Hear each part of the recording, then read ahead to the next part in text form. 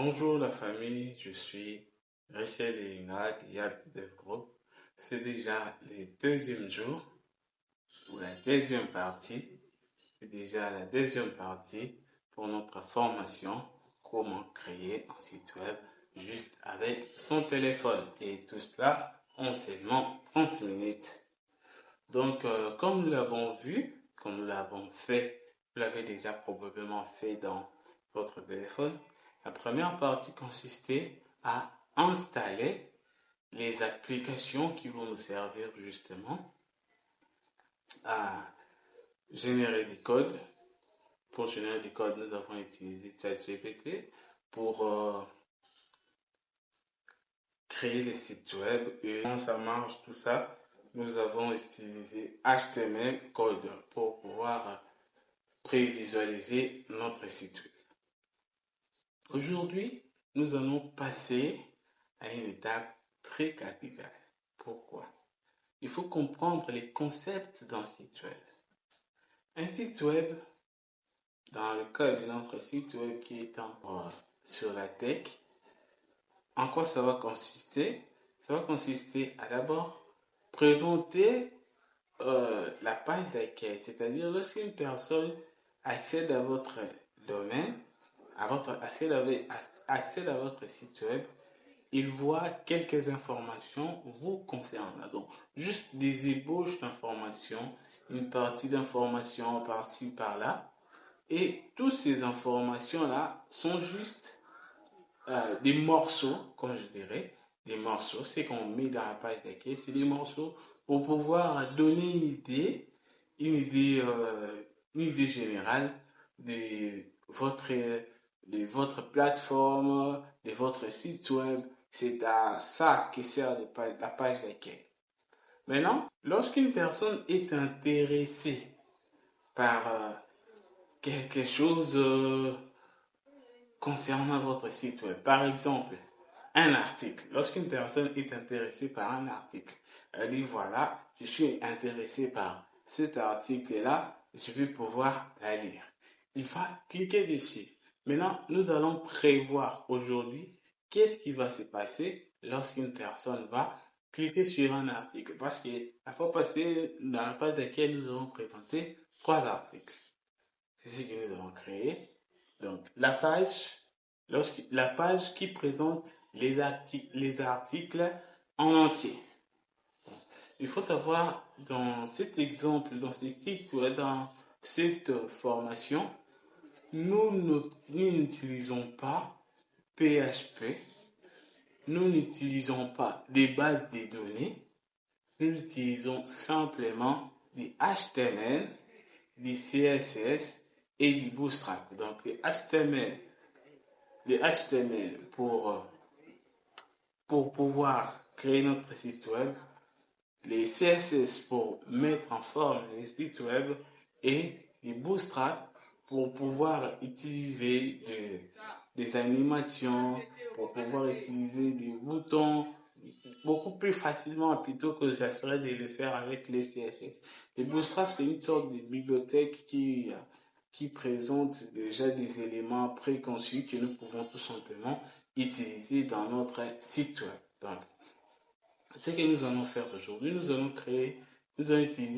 mettre en place cet espace-là pour un article. Lorsqu'une personne clique sur un article sur votre page d'accueil, ça l'amène directement dans cet article-là. Et nous allons créer aussi un exemple d'article complet. Bien sûr, nous allons le générer avec l'intelligence artificielle parce que l'idée c'est d'aller vraiment très vite. Mais en réalité, lorsque vous allez concevoir votre site web, vous allez commencer par écrire des articles par vous-même. Hein.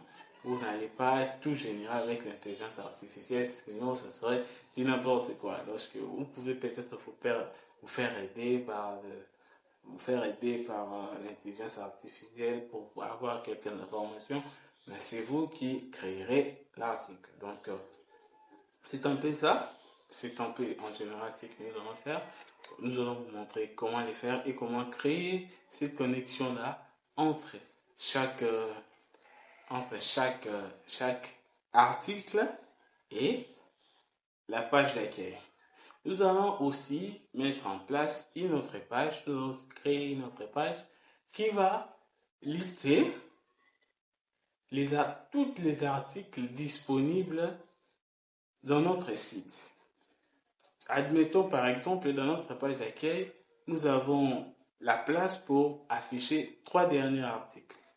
Mais admettons que dans notre site web, on arrive maintenant avec 50 articles. On ne va pas tout afficher de façon arbitraire dans la page d'accueil. Non. Qu'est-ce que nous allons faire? Nous allons créer un espace, une page prévue pour que nous puissions afficher les articles dans leur ensemble. Comme ça, une personne pourrait se promener pourrait naviguer dans cet espace-là pour pouvoir choisir l'article qui l'intéresse, même le plus ancien, et pouvoir lire l'article sans aucune difficulté. Donc, c'est ce que nous allons faire aujourd'hui. C'est vraiment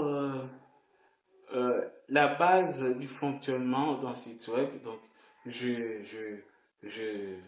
après ça, je pense qu'il ne resterait plus grand chose dans la dernière partie. C'est dans la dernière partie que nous allons apprendre comment mettre notre site web dans un serveur.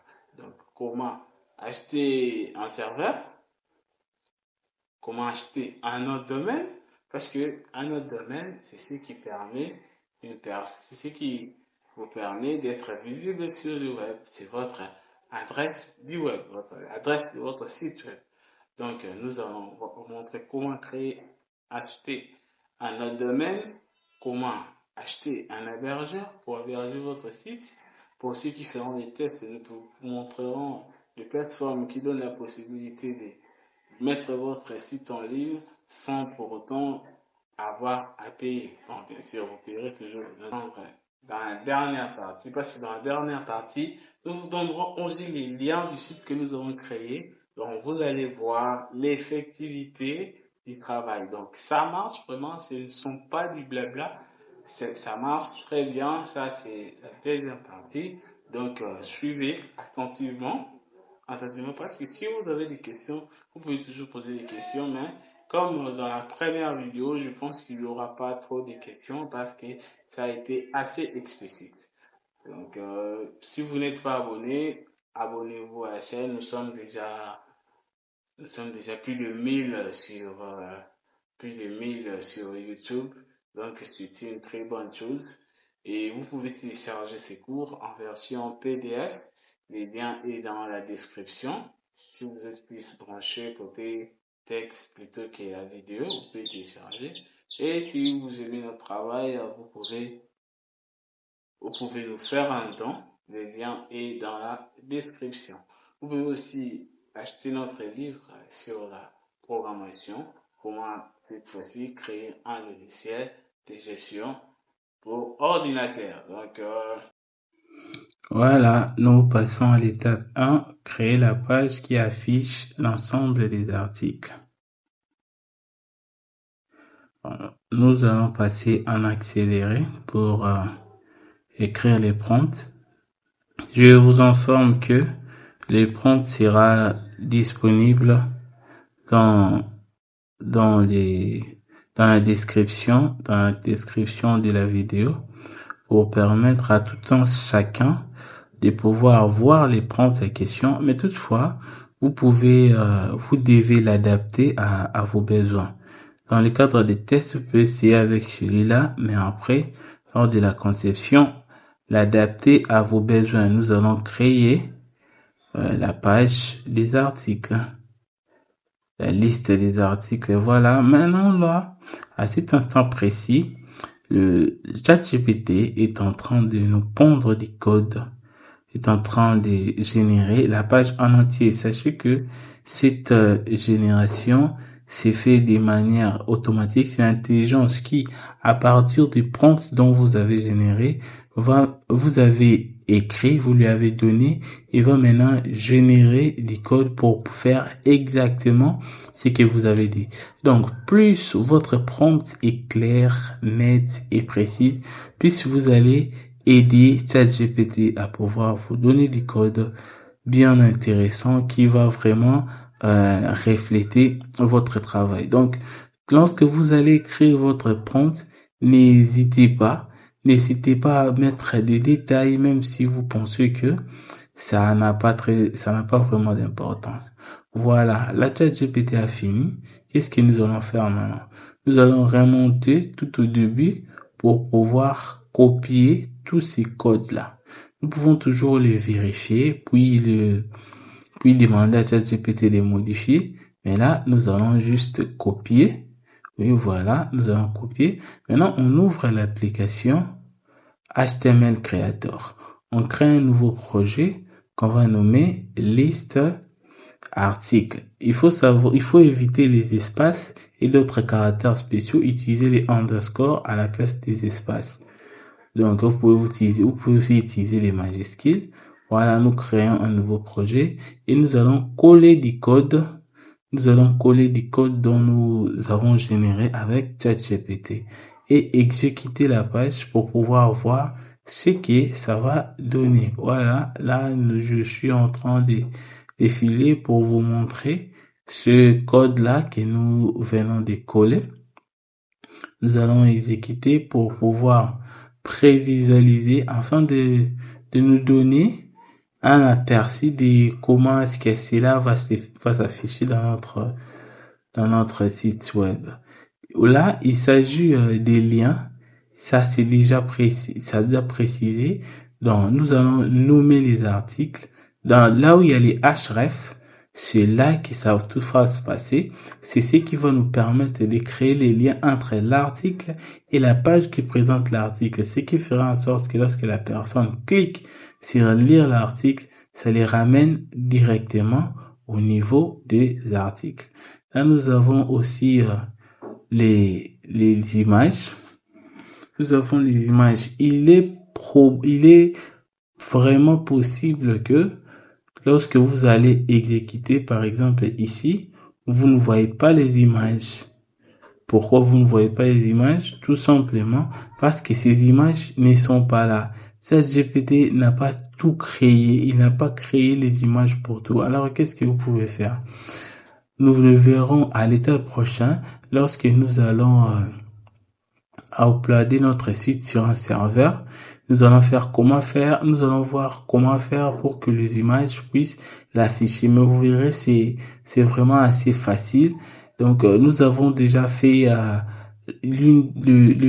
plus grande partie. Ce qui reste, ce sont que des améliorations minimes pour créer une expérience utilisateur assez intéressante. Là, nous avons fini de prévisualiser. Maintenant, on revient au niveau du code pour pouvoir voir s'il y a des modifications à faire. À ce niveau-là, voilà les liens que vous pouvez modifier pour changer les images lorsque vous serez prête. Lorsque vous serez prête, dans la prochaine étape, je montrerai comment faire. Comment faire pour changer les sources de l'image. Nous allons d'abord mettre l'image dans les serveurs, puis changer la source de l'image.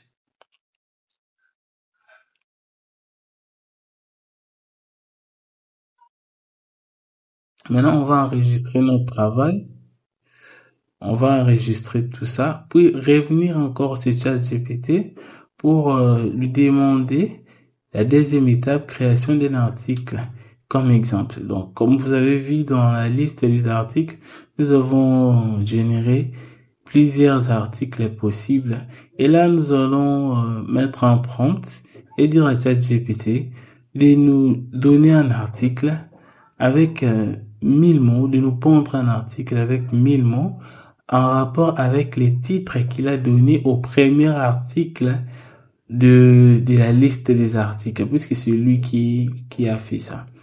Donc, c'est ce qu'on va demander à ChatGPT et qu'on veut qu'il respecte l'identité visuelle de notre page d'accueil. Et voilà, ChatGPT est en train de pondre du code selon notre demande. Et une fois que ça sera terminé, nous ferons nous avons fait, comme nous avons fait précédemment, nous allons tout copier puis aller les mettre dans l'application. Donc, c'est assez facile. Ce sont des choses, des processus faciles à exécuter.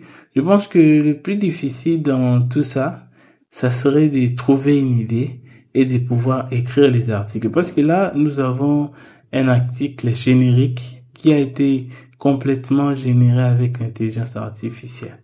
Donc, le plus important, ce serait de créer des articles. Copier. Nous avons copié le code. Une fois que le code copié, nous devons encore rentrer à l'application HTML Creator, créer un nouveau projet. Nous avons lui donné un nom, cette fois-ci, article 1. Nous supposons que c'est la première article de notre site web. Créer. Et maintenant là, nous avons collé, enregistré, puis exécuter pour voir qu'est-ce que ChatGPT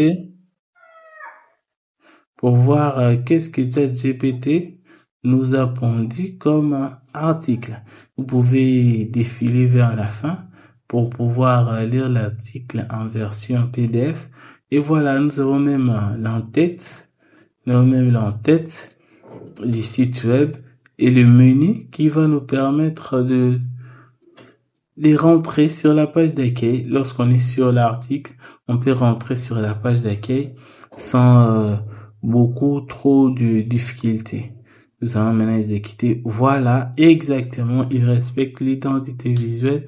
Et là où tu vois les grids là-bas, c'est tout simplement les images qui sont manquantes. Là, voilà, il y a une image qui passe. Mais tous les endroits où il y a une image manquante, ça peut donner ces noirs là. Voilà, là, il n'y a pas d'image. Ça reste vide. Et il y a une erreur ici. Vous pouvez les constater qu'il y a les bas des pages qui est tout au milieu de la page. C'est une erreur de la part de l'intelligence artificielle. Une raison assez intéressante pour pouvoir vous pousser à écrire vos articles de vous-même et vous allez juste l'adapter par rapport à la page que ChatGPT la page générique, parce que là nous avons la page générique qui est article. Qu'est-ce que nous allons faire? À chaque fois qu'on écrira une nouvelle article, nous allons l'adapter par rapport à cette page pour qu'il puisse respecter l'identité visuelle de la page. C'est assez délicat, assez facile. Nous n'allons pas parler de ça dans les 3 parties de cette formation.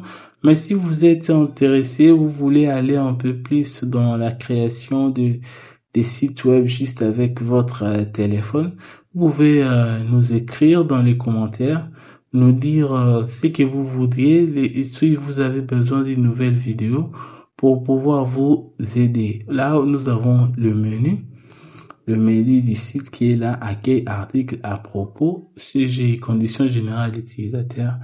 Nous l'avons pas exécuté ici parce que pour l'instant, on n'en a pas besoin. Maintenant, vous allez aller dans votre mémoire de stockage, créer et renommer un nouveau fichier, un nouveau dossier. Nous avons appelé ce dossier-là Delater, par exemple, le nom du site Delatech, le nom du site que nous sommes en train de créer. Nous avons créé le dossier. Maintenant, nous allons rentrer. Nous allons créer le dossier. Maintenant, nous allons rentrer au niveau des HTML Creator. On va exporter l'ensemble des fichiers que nous avons créés dans les dossiers. Donc, tu cliques sur les projets, tu cliques sur les 3 boutons en haut et puis exporter. Lorsque tu vas exporter, tu choisis le dossier où tu veux exporter. À la page d'accueil, on va pas lui donner un nom, on va lui donner les noms. On va pas lui laisser avec ces noms-là, on va lui donner index.html. C'est le nom qu'on va lui donner. Et après, on entre maintenant dans liste des articles. La même chose, on va sur exporter. On atteint le même endroit ici, ça pose pas de problème. on va enregistrer. Une fois enregistré, on va au niveau de l'exemple de l'article 1. On entre aussi, on clique sur les 3 points, puis on va sur exporter. Et à ce niveau-là, nous avons nos 3 pages qui sont bel et bien là. Nous avons enregistré. Et maintenant, il faut vérifier tout ça, s'assurer que toutes les pages ont été bien créées. Donc, au lieu les articles, on a décidé de créer un nouveau dossier qui va être dédié justement aux articles. Au lieu de mettre les articles au même endroit que les programmes en question. Donc, on met les articles dans un dossier qu'on a nommé page article. On va maintenant exporter notre fichier article1.html. C'est le nom que nous avons choisi pour nos articles. On va les numéroter comme ça. Mais dans votre cas, vous pouvez aussi les faire comme vous voulez. Seulement, il faut éviter les espaces avec les noms de fichiers. Une fois que tout est terminé, nous allons revenir vers l'explorateur des fichiers.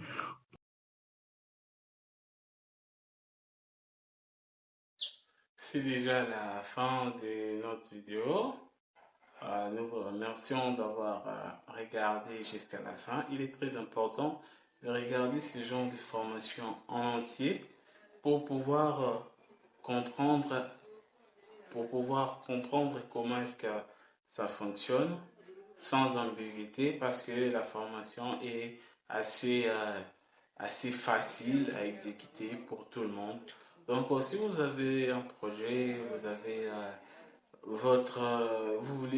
si vous voulez commencer à gagner de l'argent en ligne grâce à votre site web et tout, vous pouvez nous contacter en privé pour pouvoir vous guider. Vous pouvez poser des questions en section commentaires. Nous allons vous répondre sans problème. C'était Rissel et Ina de Yak Del Group. Ensemble, grâce à l'informatique, nous allons développer l'Afrique.